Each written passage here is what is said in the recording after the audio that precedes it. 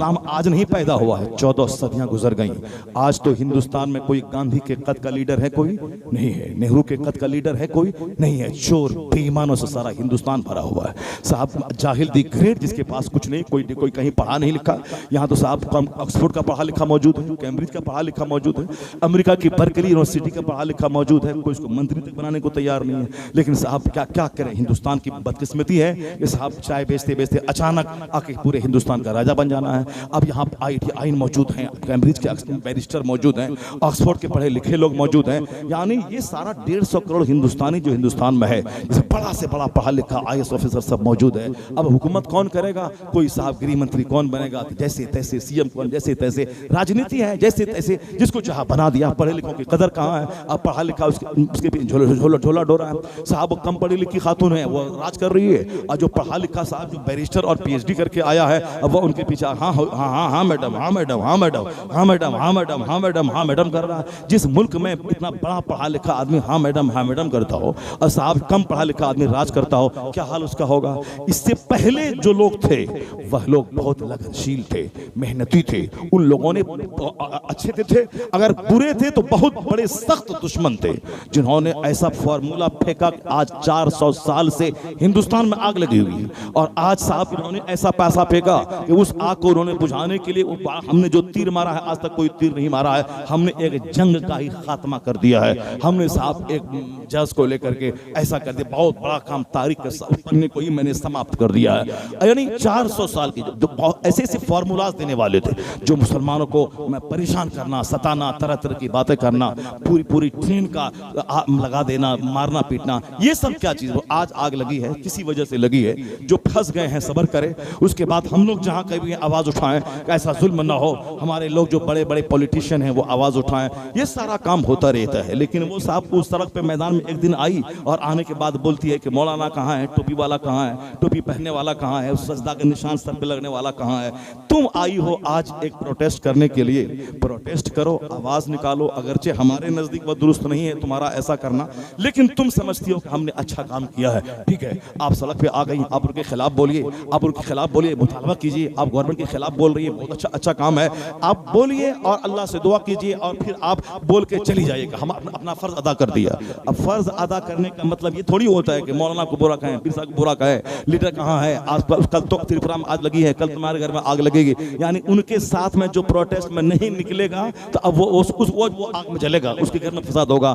ये सब पगल चट्टी किस्म की औरतें, यानी एक दिन निकली है, अब टोपी का मजाक, सजदे के निशान का मजाक, पीरों का मजाक। वो पगल चट्टा दिल्ली का एक दिन प्रोटेस्ट में निकला, अब बोलता है ये मौलाना हदीस करता है, हदीस करने से काम चलता है क्या? बताइए, ऐसे पगल चट्टे किस्म के लोग होते हैं। एक दिन निकला, छोटा सा काम किया, अब दूसरे लोगों को गाली देना, जैसे कि वही सबसे इस्लाम का बहुत बड़ा कैडर, बहुत बड़ा खादिम है। बदतमीज, आज से पहले तुम नहीं था, 50 साल पहले इस्लाम था, 100 साल पहले हम में से कोई नहीं था, इस्लाम था। हम लोग 100 साल के अंदर ही मरेंगे, 100 साल की से ज्यादा उम्र का कोई आदमी इंडिया में नहीं मिलेगा ढूंढने से। तो जिस तरह 100 साल पहले वाले नहीं हैं, आज हम हैं, हम भी 100 साल के बाद नहीं रहेंगे। मगर अल्हम्दुलिल्लाह इस्लाम 100 साल पहले भी था, आज भी है, कयामत तक रहेगा। ये मत बोल कि मैंने 4 कदम चल के इस्लाम पे एहसान किया, तुम क्या एहसान करेगा? इस्लाम के लिए एहसान करने वाले वह लोग थे जिन्होंने वतन छोड़ा, जिन्होंने 4 बेटों को शहीद किया, इन्होंने सारा कुंबा लुटाया। लुटाने के बाद ये नहीं बोला इमाम हुसैन ने सारा कुंबा लुटाया, ये बोला कि सईद खुदरी कहाँ है, अब्दुल्लाह इब्न जुबैर कहाँ है, वाकिद लैसी कहाँ है, ये लोग कहाँ है? नहीं, अपना काम किया, कुंबा लुटाया।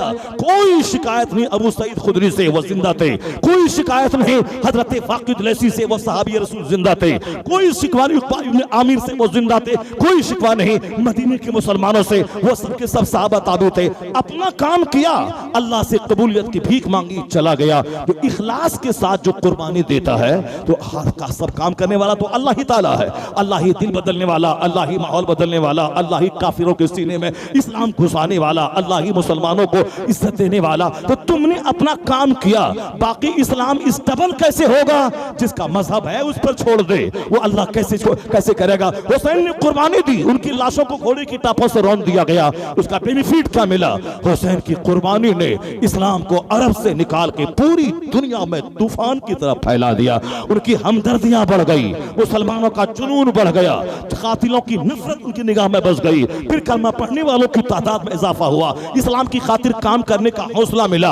हुसैन की डेड बॉडी लाश ने हम जैसे करोड़ों मुसलमानों को इस्लाम की खातिर कुर्बानी करने का कोई हौसला अता किया। वो शहीद हो गए, करोड़ों को हौसला दे के गए कि जालिम के सामने हक बोलना ये जिहाद है, अफजल जिहाद है। तो हुसैन ने करोड़ों को सेंटिमेंट दिया, हौसला दिया। मैं कभी नहीं बोला फला कहा है, फला कहा है। पगल चट्टी आज निकली है, अब बोलती है सजदे का निशान काम नहीं देगा, टोपी काम नहीं देगी, और साहब ये जुब्बा काम नहीं देगा। इसी तरह के लोग हैं। वो आई, प्रोटेस्ट करी, चली गई, सारा हिंदुस्तान का था हाँ हाँ औरत में भी इतना दम है। वो निकली, अपना काम करी, चली गई। अब वो आवाज पहुंचेगी पार्लियामेंट में, लोग हरकत में आएंगे। जो जुल्म हो रहा जालिमों को गिरफ्तार किया जाएगा। उसी तरह जलसे के बहाने, जलसे के तबस्सुम से, तकारीर के हवाले से और फिर जुलूस के जरिए से मजम्मत तो की ही जा रही है। यही तो काम करना है हमारा, हम लोग करते हैं। ऐसा नहीं कि यहां से वहां जाके हम लड़ेंगे। अल्लाह रब्बुल इज्जत पर भरोसा, एतमाद और फिर अपने भाई का दर्द सीने में मौजूद है। अल्लाह ही मुसीबतें देता है, अल्लाह ही मुसीबतों से बंदों को बचाता है। तो जब बंदा मस्जिद को वीरान करेगा, खानका को उजाड़ेगा, जलसा में चंद उल्लू और बेवकूफ किस्म के लोग रहेंगे, इंजीनियर, डॉक्टर, प्रोफेसर, साइंटिस्ट, वो अपने घर में ऐश करेगा। ये बता दें ये उलमा की कुर्बानी का नतीजा है। जलसा कराने में इनका रोल, मदरसा चलाने में इनका रोल, मस्जिद के खिताब में इनका रोल, इमामत में इनका रोल। यही है जिनसे मदरसा सलामत है, जिनसे खानका जिंदा है, जिनसे सीरत के जलसे जिंदा है। 99% जलसे कराने में किनका रोल है? आलिम का रोल है। क्या कोई बोले कि फला डॉक्टर ने जलसा करवाया, फला इंजीनियर ने जलसा करवाया, फला डीएम ने जलसा करवाया, उन्होंने कमेटी बनाई, उन्होंने 1 महीना चंदा किया, उसके बाद ये सीरत के जलसे मुनक्किद हुए? नहीं नहीं, हर जलसों में मस्जिद का इमाम शामिल है, मदरसे का नाजिम शामिल है, साहब मदरसे गांव समाज के लड़के शामिल है। ये सब अक्सर बेशतर ये उलमा करते हैं। अब इसी आलिम के खिलाफ ये साहब हदीस कर रहा है। इसका मतलब है कि इखलास खत्म हो गया। जो एक दिन निकलता है वही अपने आप को सबसे बड़ा काम करने वाला समझ लेता है। अल्लाह रब्बुल इज्जत ही फतह देने वाला है, वही शिकस्त देने वाला है। अल्लाह जब मस्जिदों को उजाड़ने वालों को सजा देता है, क्यों चिल्लाता है खामोश रह, वमा असाबकुम मिन मुसीबतिन फबिमा कसबत ऐदीकुम। यहाँ हमारी माँ बहन बेटियां नसरानी यहूद और नसारा की पैरवी करते हुए चड्डी पहने, मेरे छोकरे चड्डी पहने, हाथ में बाला पहने, गले में धागा पहने, हाथ में धागा बांधे, गले में सोने चांदी का लॉकेट पहने, अपनी माँ बहन बेटियों के सामने हाफ पैंट पहन के रहे। मेरा छोकरा यहूद और नसरानी और फिल्म एक्टर के की गुलामी करे और ये बोले अल्लाह कहाँ है, रसूलुल्लाह कहाँ है, अल्लाह की मदद कहाँ है, मुसलमान कहाँ है। यानी जो जोकर की पैरवी करता हो, जो काफिर की तरह लिबास पहनता हो, जो काफिर की तरह एक्टिविटीज करता हो, ये बेशर्म को बोलना चाहिए अल्लाह कहाँ है। अल्लाह तुम्हारी शहे रग से ज्यादा करीब है, गौसे आजम की अता करीब है। ये बोल के तुम कहाँ है, तुम कहाँ खड़ा है, तेरा घर कहाँ है, तुम्हारी बीवियां कहाँ है, तुम्हारी बेटियां कहाँ है। सारा काम काफिरों जैसा और अल्लाह रहमत तुम पर नाजिल करे ऐसा नहीं होता है। अल्लाह की सारी रहमतें उनके साथ जो अल्लाह के महबूब की गुलामी करे, उनके घर में मुस्तफा की सुन्नतों पे अमल, उनकी जबान से, उनकी अदाओं से पता चले ये मुस्तफा का गुलाम है, किसी फिल्म के जोकर का गुलाम नहीं है। वो हाथ भी ना उठाए, महबूब के गुलाम को अल्लाह देखता है, अल्लाह रहमतों बरकतों की बारिश फरमा देता है। वो सिर्फ कदम निकाल दे, अल्लाह उसके नजदीक फतो कामरानी से अल्लाह उसको हमकनार फरमा देता है। सुभान अल्लाह, सुभान अल्लाह, नारे तूने तो हम तेरे हैं। ये जहां चीज है कि अल्लाह कलम तेरे है। या गुलामी फिल्म एक्ट्रेस की और कहना अल्लाह कहाँ है, रसूलुल्लाह कहाँ है। अल्लाह है, मुस्तफा है, गौसे आजम की अता है, गरीब नवाज की करामत है। हम कहाँ हैं, मेरा घर कहाँ खड़ा है, मेरे बच्चे कहाँ हैं, मेरी तहजीब कहाँ है, मेरा कल्चर कहाँ है। सिर्फ बुजुर्गों का नाम लेना है और जब मामला बिगड़ जाए तो शिकवा करना है। जबकि यह दुनिया सारा एक सिस्टम पे आधारित है। ऐसे सारा काम सिस्टम से होता है। दुनिया के सारे मुसलमान मिलकर गिलाफे काबा थाम के दुआ करें, या अल्लाह रात ही रहे दिन नहीं निकले, ऐसा नहीं होगा। सारे मुसलमान मिलकर के मस्जिद में तहज्जुद की नमाज पढ़ के 1 करोड़ बार, 1 खरब बार दरूद शरीफ पढ़ के ये बोले इलाही जाड़े का मौसम बड़ा अच्छा मौसम होता है, इस मौसम को ये साल भर यही मौसम रहे, गर्मी का नहीं होता है। सारा काम सिस्टम से चलता है, सारा काम दुनिया का सिस्टम से है। हम इस दुनिया में बेसिस्टम चलें और कहें उसका रिजल्ट इसके अलग विपरीत हो जाए, ऐसा नहीं होता है। डीएम बनने के लिए 18 घंटे पढ़ना पड़ता है, आंख जलानी पड़ती है, आदमी को अपना सारा सुकून गारत करना पड़ता है। पड़ता है। एक अच्छा खतीब और आलिम बनने के लिए आदमी को 14-14 घंटे स्टडी करनी पड़ती है। आज आला हजरत का डंका सारे आलम में बज रहा है, उनकी किताबों से रोशनी हासिल की जा रही है, हर जगहों पे उनकी किताबें हैं। क्यों?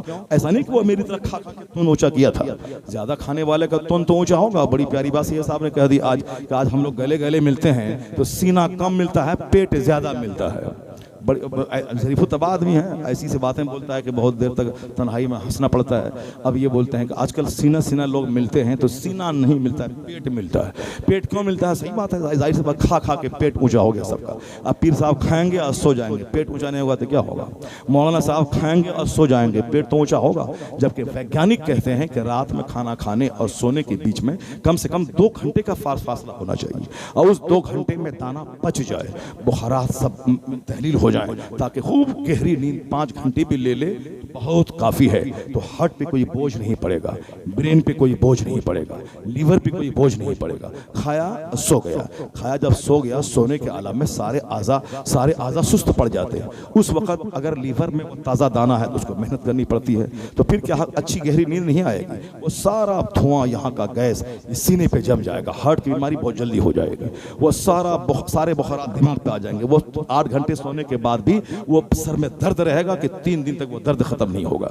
इसलिए कहा वैज्ञानिकों ने कि खाने और सोने के दरमियान रात में 2 घंटे का डिस्टेंस होना चाहिए, और दिन में खाना खाने के फौरन बाद सो जाना चाहिए, ताकि आधा घंटा 10 मिनट ही सही, वो 10 मिनट 10 घंटे का काम करता है। अगर आपने सो गया, कैलूला किया, फिर दोबारा रिफ्रेश्ड हो गए, और फिर से आप पेट में जो सिस्टम है उस सिस्टम को खाना खाने के बाद 10 मिनट का रेस्ट दिन में चाहिए, क्योंकि दिन का कल्चर, दिन का माहौल, दिन की हीट, दिन की गर्मी, एक्टिविटीज उसका असर। और रात में चूंकि 8 घंटे सो जाना है, खाने के बाद फौरन सोया तो फिर तरह तरह की बीमारी। अब पीर साहब खाया सो गए, पीर साहब रात में खाना खाने के बाद 1 लाख बार दरूद, 1000 बार दरूद शरीफ पढ़ेगा। अब दरूद शरीफ पढ़ेगा चल चल करके तो सारा दाना पच जाएगा। वहाँ दरूद तो पढ़ना नहीं है, बगैर दरूद पढ़े 1 लाख का नजराना मिल जा रहा है। यहाँ 3 घंटा 2 घंटा खिताब करके पसीना, बेनियान, जुब्बा, ये वो सब पसीने में तर बतर करवा के तो मिलता क्या है सबको मालूम है। अब वहाँ पीर साहब आया, ऐसे दुआ कर दिया, अपना सो गए, खाए सो गए। हजरत ये रसगुल्ला, ये स्पंज, ये दूध रसमलाई, हजरत ये कर्मा, हजरत ये लॉलीपॉप बड़ा अच्छा, ये अच्छा बना है। अब जब वो सब कुछ डालते रहेंगे, सबकी माँ कोरमा, चपाती सब पीर साहब खाएंगे, तो क्या हाल होगा? तो फिर वो कोठी लेके ऐसे से घूमना पड़ेगा उसको, ऐसे ऐसे कोठी ले घूमना पड़ेगा। पैर पतला है, सर पतला है, अब पेट ही कोठी की तरह ऊंचा है। अक्सर खाने की वजह से ये सारा प्रॉब्लम्स पैदा होता है। जो सिस्टम के खिलाफ काम करेगा उसका पेट तो कोठी बनेगा ही, उसका पेट तो टोकरी बनेगा ही। अब वो क्या खड़ा होगा, क्या होगा? पेट को ही ढोना पड़ेगा, उसको खड़ा होने के लिए ढोना पड़ेगा, चलना पड़ेगा। सिस्टम है खाना। हुजूर ने क्या फरमाया? बस बहुत कीमती बात दिमाग में आ गई, उसको सुन लीजिए गौर से, और फिर वो मेरे मौजूद से रिलेटेड भी ये सारी बातें बीच में आ गई हैं, इसको तवज्जो से सुनिएगा।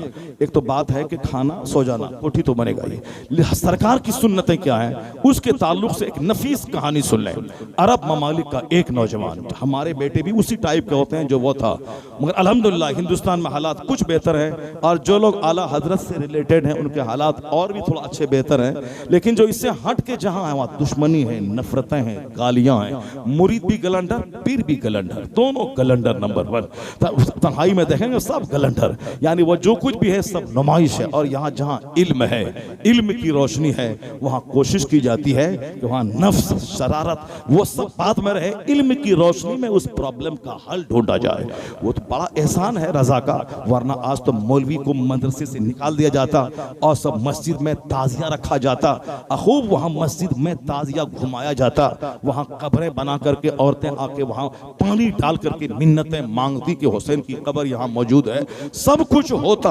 आज जब मस्जिद के बाजू वाले रूम में ताजिया रखा जाता है और साहब इज्जत के साथ, तो फिर मस्जिद में रखा जाता, और फिर नमाज गायब है, मस्जिद वीरान है, वजू खाना नहीं, ताजिया में 1 करोड़ रुपए का खर्चा होता है। तो हुसैन हुसैन हुसैन करके साहब उसमें 2 कब्रें हैं, हुसैन बाबा, बेटा बेटी दीजिए, मुसीबत है, परेशानी है, औरतें समाज की दौड़ गई, पानी डालो, नारियल डालो, काफिरों की तरह, हुसैन की कब्र है, हुसैन दें। यानी किसने ये सिस्टम को पैदा किया? राफिजियों ने पहले किया, कई 100 साल पहले, और आज तक उसी को सुन्नी ढो रहा है। मगर अल्हम्दुलिल्लाह आज से 50 साल पहले मेरे गांव में 10-12 इमाम बड़े फर्जी बनते थे।